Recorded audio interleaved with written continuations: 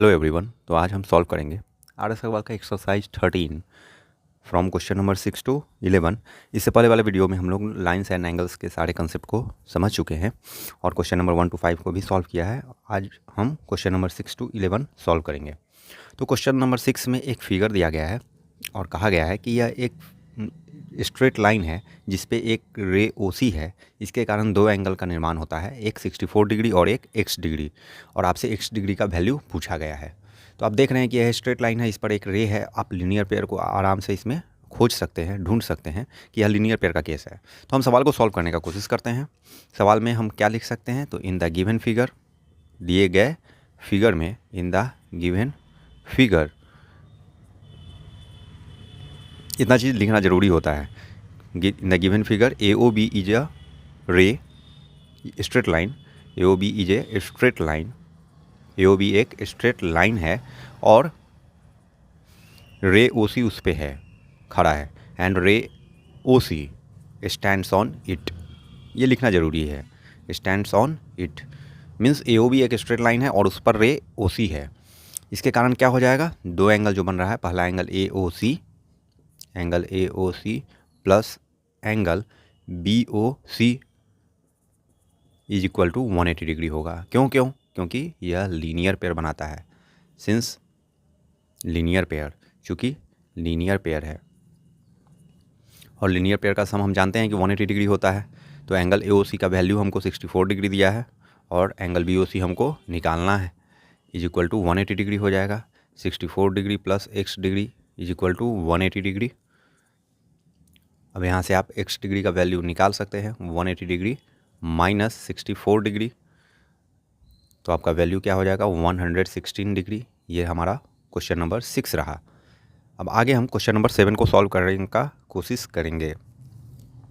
तो question number 7 में हम सेम चीज़ देख रहे हैं कि ए ओ बी एक स्ट्रेट लाइन है। इस स्ट्रेट लाइन पे एक रे ओ सी है जिसके कारण दो एंगल बनता है। एक एंगल 2x माइनस 10 डिग्री दिया है और दूसरा एंगल 3x प्लस 20 डिग्री दिया है और कह रहा है कि इस एंगल का वैल्यू को आप प्राप्त कीजिए, है ना। You have to obtain the value of this two angle, that is angle A O C and angle B O C.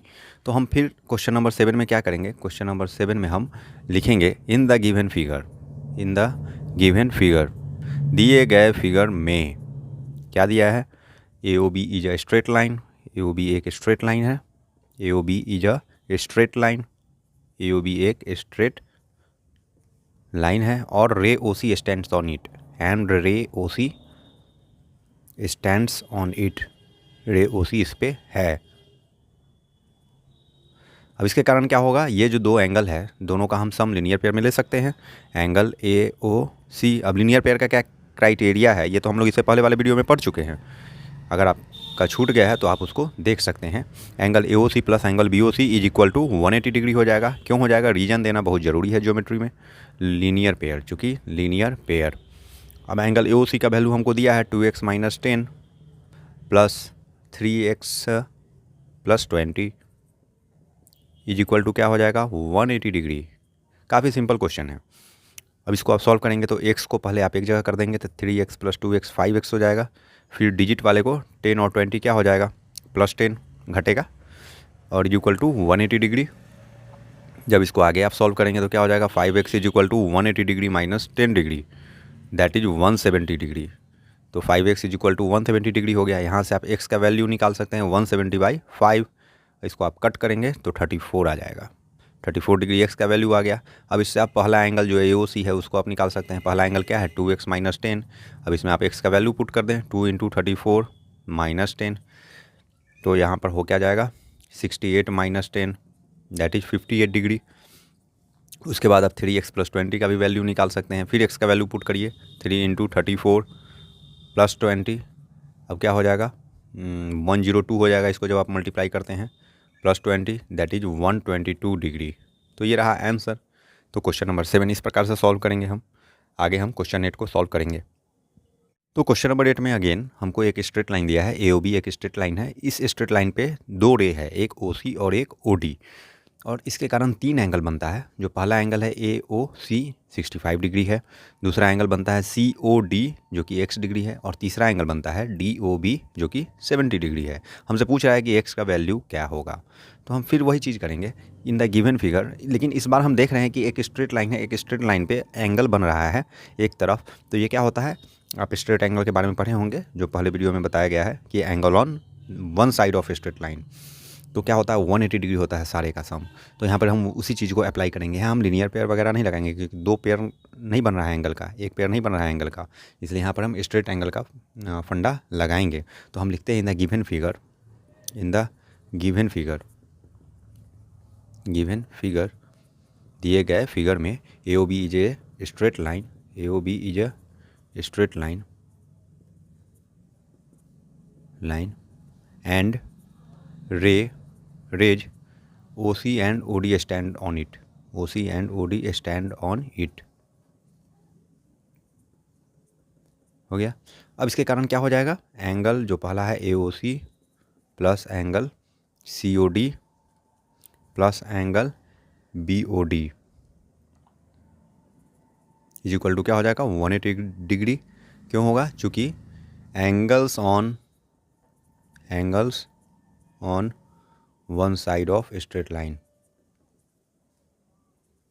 One side of straight line के एक तरफ जितने भी एंगल बनते हैं उनका सम क्या हो जाता है 180 डिग्री हो जाता है। क्यों हो जाता है, क्योंकि हम लोग पढ़े हैं पहले, है ना, ये फंडा है। तो यहाँ पर AOC का वैल्यू 65 डिग्री दिया है, COD का वैल्यू x डिग्री दिया है और BOD का वैल्यू 70 डिग्री दिया है। ये सब 180 डिग्री हो जाएगा मिलके। अब जब हम 70 को और 65 को ऐड करेंगे तो 70 और 65 को जब हम ऐड करते हैं तो कितना होता है 135 degree plus x degree is equal to 180 degree हो जाएगा। अब यहाँ से आप x का वैल्यू ईजिली निकाल सकते हैं, 180 degree minus 135 degree that is 45 degree हो गया। तो ये था हमारा क्वेश्चन नंबर 8 का सॉल्यूशन।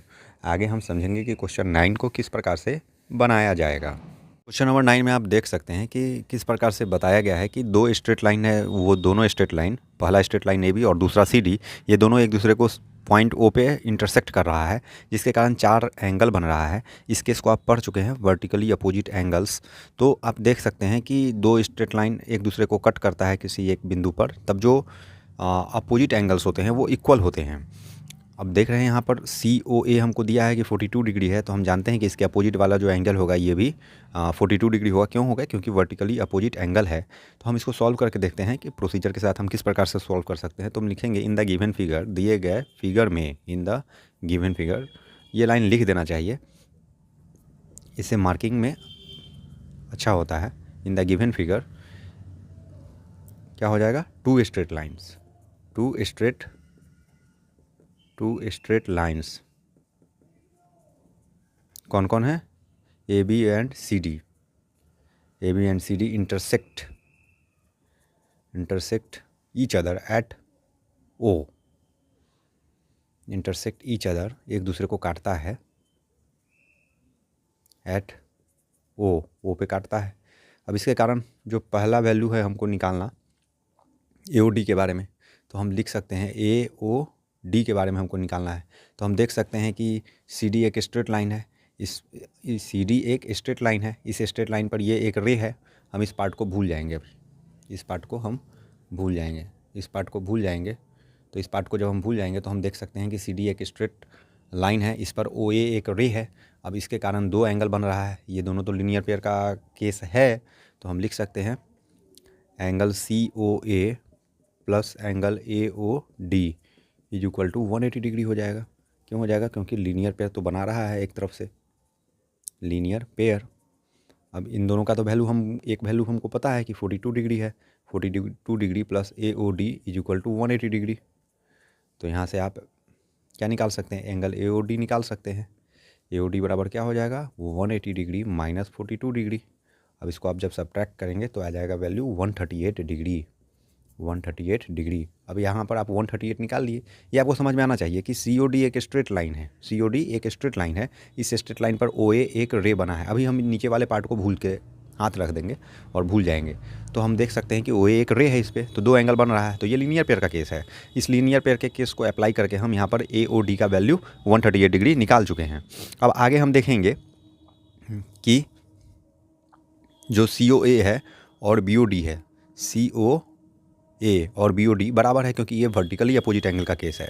तो क्वेश्चन नंबर 2 हम जब इसका बनाएंगे वो 9 का, तो हम लिख सकते हैं angle C O A is equal to angle B O D, angle B O D is equal to कितना है, 42 ही होगा, सेम हो जाएगा 42 डिग्री। क्यों हो जाएगा, क्योंकि वर्टिकली अपोजिट एंगल का केस है। फिर हम तीसरे को देखेंगे, रोमन 3। रोमन 3 में हम देख सकते हैं, जब ये हमको पता चल गया कि 42 डिग्री है और ये भी हमको पता चल चुका है, तो हम डायरेक्ट यहाँ पर वर्टिकली अपोजिट लगा सकते हैं, क्योंकि 2 स्ट्रेट लाइन एक दूसरे को कट कर रहा है, तो अपोजिट एंगल जो होते हैं इक्वल होते हैं, और इसका वैल्यू तो हम पहले ही निकाल चुके हैं ए ओ डी का। तो हम लिख सकते हैं angle C O B, C O D, C O B is equal to angle A O D is equal to क्या हो जाएगा, 138 डिग्री हो जाएगा। क्यों हो जाएगा, चूँकि वर्टिकली अपोजिट एंगल है। C O B is equal to angle A O D is equal to 138 degree vertically opposite angle है। तो इस प्रकार से हम तीनों एंगल का वैल्यू कैलकुलेट कर लिए।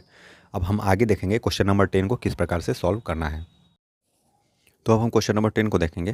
क्वेश्चन नंबर 10 में अगेन 2 स्ट्रेट लाइन दिया गया है, पी क्यू और आर एस, दोनों एक दूसरे को इंटरसेक्ट करता है पॉइंट ओ पे, इसके कारण 4 एंगल बन रहा है। तो आप देख रहे हैं, हम लोग पहले प्रॉपर्टी पढ़ चुके हैं कि 2 स्ट्रेट लाइन जब एक दूसरे को इंटरसेक्ट करे तब जो अपोजिट एंगल्स होते हैं वो वर्टिकली अपोजिट एंगल होते हैं और उनका वैल्यू बराबर होता है। इसके साथ ही हम ये भी जान सकते हैं कि यहाँ पर जो आर एस है, आर एस अगर हम इस लाइन को ढक दें तो ये लीनियर पेयर फॉर्म कर रहा है, क्योंकि आर ओ एस आपको स्ट्रेट लाइन दिख रहा होगा, इस स्ट्रेट लाइन पर ओ पी एक रे है और 2 जो एंगल बन रहा है इन दोनों एंगल का सम 180 होना चाहिए। तो यह भी हमको एक बार अप्लाई करना पड़ेगा लीनियर पेयर को। तो हम इसको सॉल्व करने का कोशिश करते हैं। सबसे पहले हम देखेंगे कि क्या दिया गया है, given figure, in the given figure लिखेंगे, इन द गिवन फिगर, दिए गए फिगर में, इन द गिवन फिगर क्या दिया गया है, तो 2 straight line P Q and R S, 2 straight line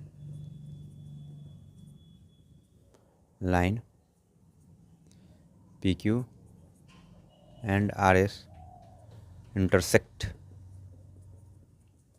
करता है एट ओ पे। अब इसके कारण बहुत सारा एंगल बनता है। तो हमको 3 क्वेश्चन दिया है, 3 पार्ट में इस क्वेश्चन को दिया है।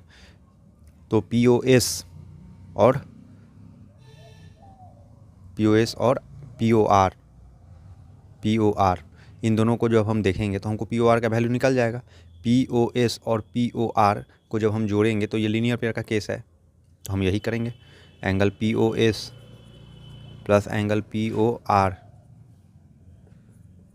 इज इक्वल टू क्या हो जाएगा, 180 डिग्री। पी ओ एस का वैल्यू तो हमको दिया है 114 degree, plus angle P O R निकालना है, इज इक्वल टू 180 डिग्री हो जाएगा।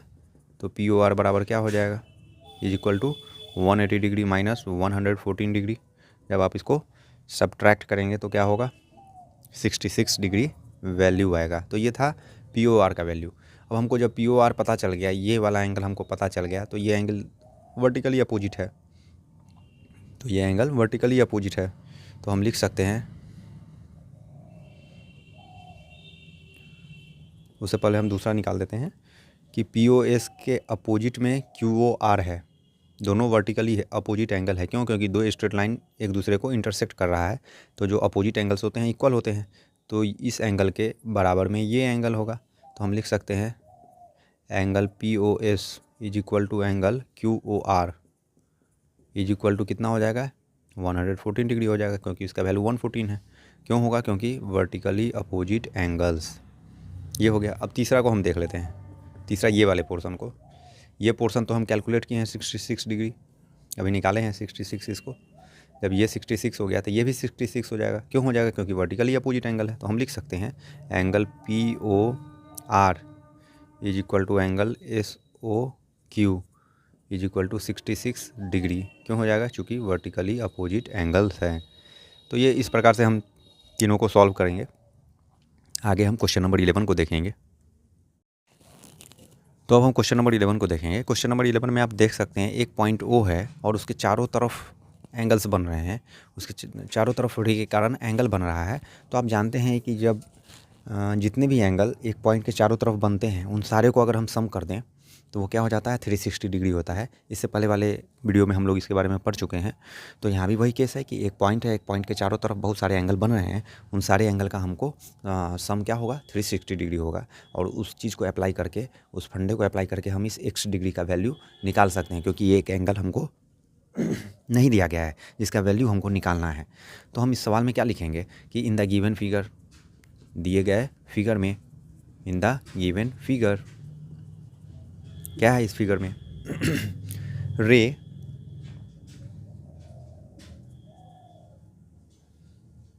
Raise O A O B O C and O D है एट पॉइंट ओ पे, एट पॉइंट ओ पे चारों तरफ, और ये रे है और उसके कारण चारों तरफ एंगल बन रहा है।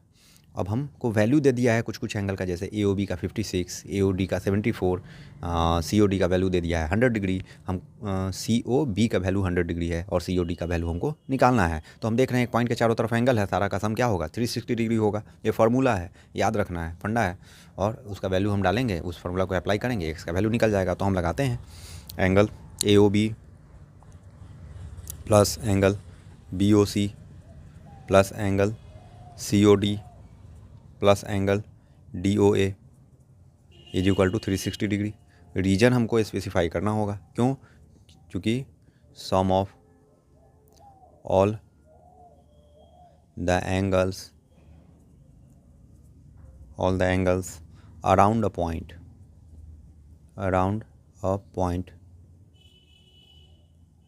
इज 360 डिग्री होता है। ये रीजन हो गया। अब ए ओ बी आप देख रहे हैं, यहाँ ए ओ बी हो गया, बी ओ सी आप देख रहे हैं, यहाँ पे बी ओ सी हो गया, सी ओ डी आप देख रहे हैं, ये सी ओ डी हो गया, और डी ओ ए ये हो गया। अब हम वैल्यू पुट करेंगे, वैल्यू हमको दिया है, ए ओ बी का वैल्यू 56 डिग्री है, बी ओ सी का वैल्यू 100 डिग्री है, इस सी ओ डी का वैल्यू तो निकालना है, x डिग्री दिए हुए है, और डी ओ ए का वैल्यू 74 डिग्री दिए हुए है, इज इक्वल टू क्या होना चाहिए, 360 होना चाहिए, स्वाभाविक है। अब इन तीनों एंगल को आप ऐड करेंगे, तीनों को ऐड करेंगे तो वैल्यू आ जाएगा 230 degree plus x degree is equal to क्या हो जाएगा, 360 डिग्री। इसलिए x डिग्री हम निकाल सकते हैं 360 डिग्री माइनस 230 डिग्री। जब आप इसको सब्ट्रैक्ट करेंगे तो वैल्यू आएगा वो 130 डिग्री। तो ये रहा क्वेश्चन नंबर 11 का आंसर। इसी के साथ लाइन्स एंड एंगल चैप्टर खत्म होता है आर्य अग्रवाल का, और ये एनसीईआरटी को भी सॉल्व करने में आपको पूरी मदद करेगा, क्योंकि इससे ज़्यादा कोई कंसेप्ट नहीं है। ये बुक एनसीईआरटी को आधार मान के ही लिखा गया है। आगे हम दूसरे चैप्टर पर को सॉल्व करेंगे। वीडियो को लाइक करें, चैनल को सब्सक्राइब करें। Thank you.